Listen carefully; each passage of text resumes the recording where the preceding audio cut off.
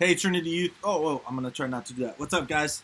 Uh, Josh here. It is Thursday, October 29th. Today's the day that it's like raining all day. So I'm outside. It's a little bit chilly here. I'm going to stay warm. But hey, I hope you guys are all doing well. I hope you guys are doing good. We're starting a new series that we'll be going over the next 3 weeks. It's called Brave Women. And we're going to be talking about and looking at different women in the Bible and some of the roles, some of the things that they did, and then we're going to see what we can kind of learn from them. It's a little tricky sometimes in the Bible. I've got this I got this Bible in 2003 at a conference I was at, but I got this Bible, and it's contextually it's important to remember a few things. Number one, the Bible was written by men. And it was written in a time when it was a patriarchal society, meaning it was really run by men. Men were the workers. They led the household in the sense that everything kind of went through the man.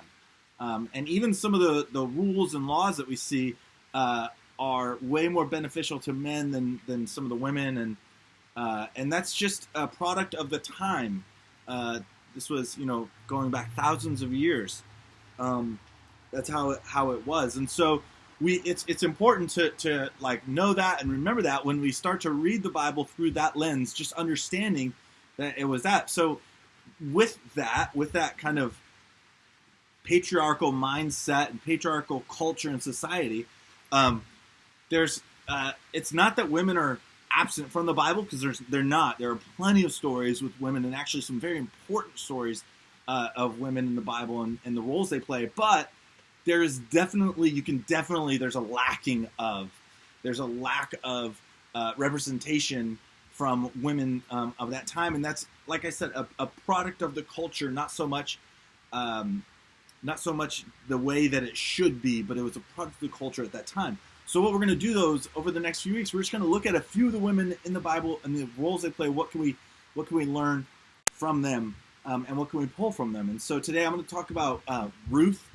The book of Ruth is a short book, but what can we learn from Ruth? Here's what I want you guys to do. If you haven't done it, you don't have to do it now, but I want you to read the book just from start to finish. It's only 4 chapters. It's not very long.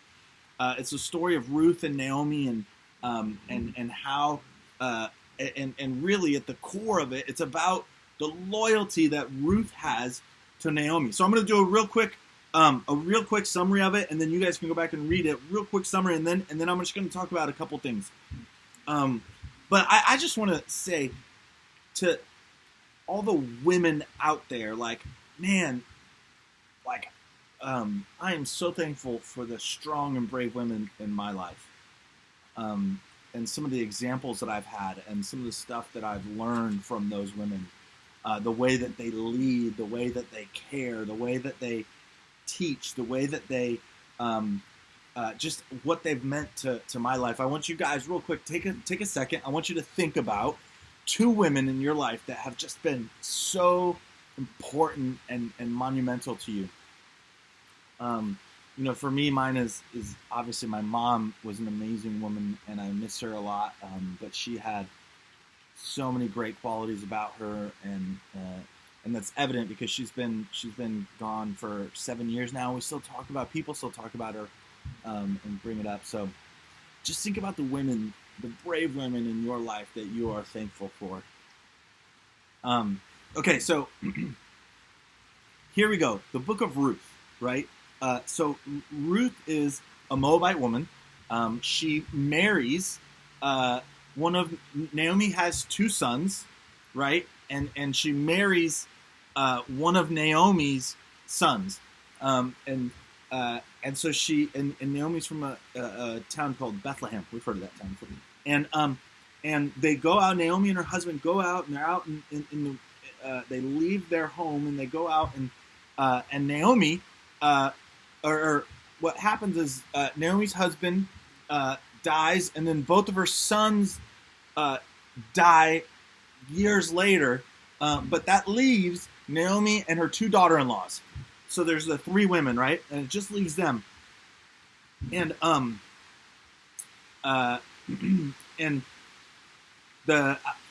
and the three went. So there's three women, and Naomi says to them, "Hey, listen, I know this life that, like, as a widow, this is not the life that you deserve. Go back to your home and start over, or go find another husband."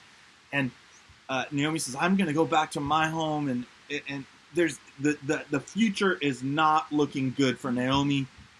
It's bleak. There's got to be so much grief that she's going through. And Ruth's loyalty to Naomi is so deep.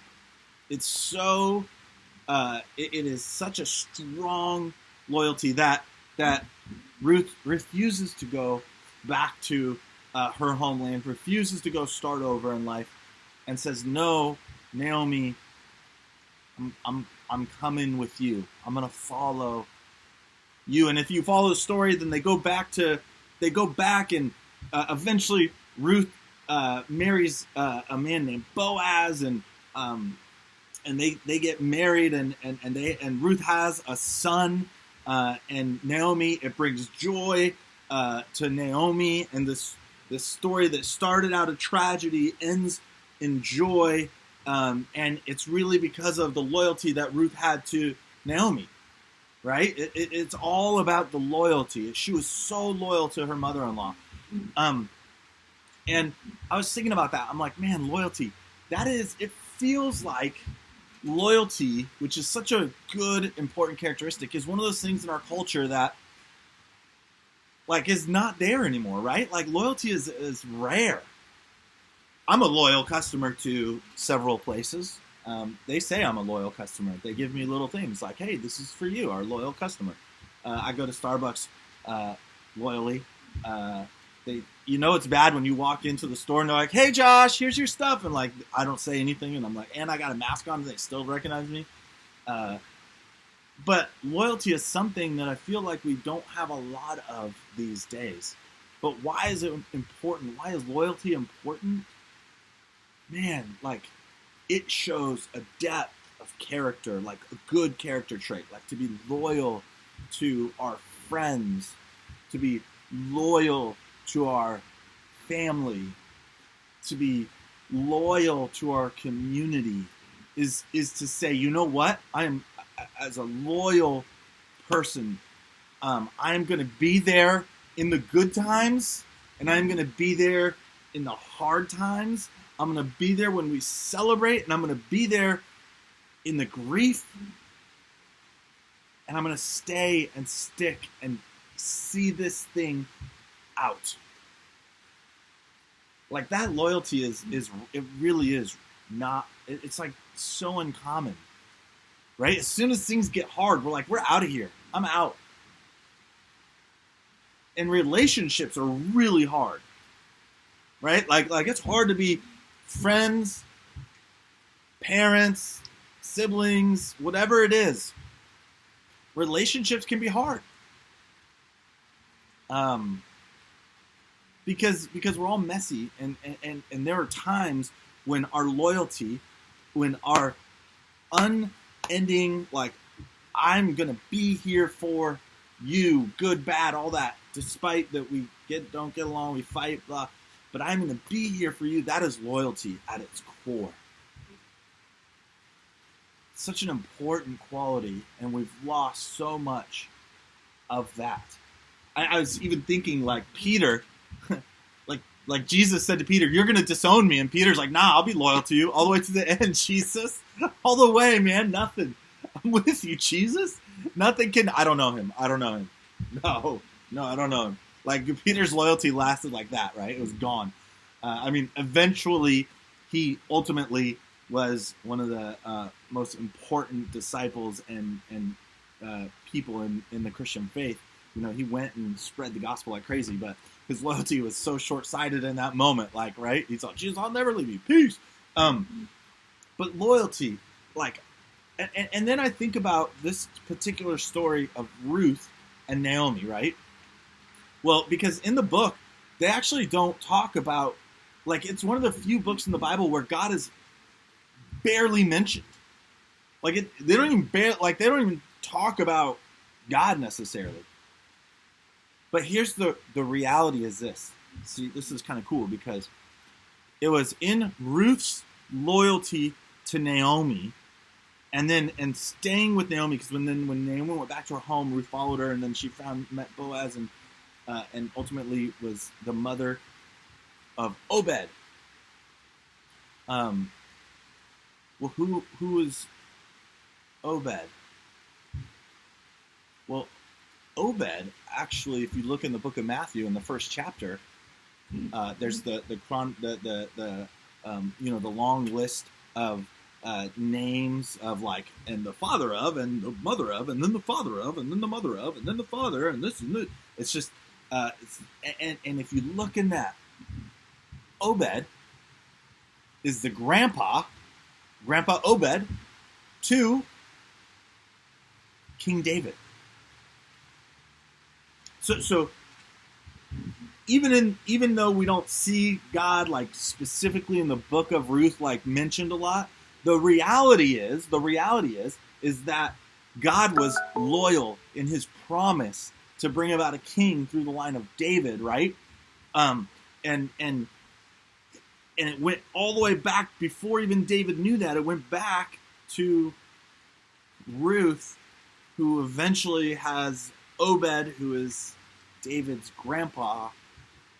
It's just, when you zoom out, you can see how, man, this all plays together and it all fits together. But in the moment, I couldn't see that, and I'm reading the book of Ruth, and I don't understand necessarily some of the importance. But Ruth's loyalty was ultimately a part of God's plan, because actually it was God's loyalty to what he was going to do eventually through Jesus and through Mary. And so you see this all fit together. But it started with Ruth's loyalty to Naomi. Through the thick and the thin, the celebrating and the grieving, she was loyal to her mother-in-law. And I'm just wondering, for us, practically, what does that mean for us to be loyal to each other? Right there in your huddle, what's that mean for you guys to be loyal to each other? How many of you guys could, like, so desperately use a loyal friend? Like knowing you have somebody there that's going to be there for you, good days and hard days. That's kind of what Huddles is all about, right? Like, we're trying to create this community where we're saying, guys, we're in this together. Ladies, we're in this together. Let's do this together. Loyalty has to be kind of a foundation of that. And I'm thankful that we do have the book of Ruth, and that we can see that how that loyalty pays off. But really, and then God's loyalty to his people all through the Old Testament, that eventually, when you get to the New Testament, we sees itself through with the birth of Christ. And I love that. But I also love the chance that we get to celebrate the women of the Bible. And I pray that we would be able to do that. We would be able to lift up those women, that we would be able to admire them and see that all along they played such a huge role in God's plan in redeeming his people and redeeming the world. And today, still, we need brave women. So to you girls out there, we need you. We need brave women, just like the examples we see in the Bible, to help lead us. And I promise you and guarantee you that you are a part of what God is doing in this world, and you are part of his plan. So I hope you guys can read the book of Ruth. You can take something away, and that you can be thinking about, what does it mean for us to be a loyal people, loyal to each other in our huddles especially. I hope and pray that you guys can be loyal to each other, that you can begin to really bond and grow those loyalties into the future. All right, guys, I love you. See you soon. Loyalty. What does it mean to be loyal? And go give your moms a big hug. Tell them you love them. See you guys.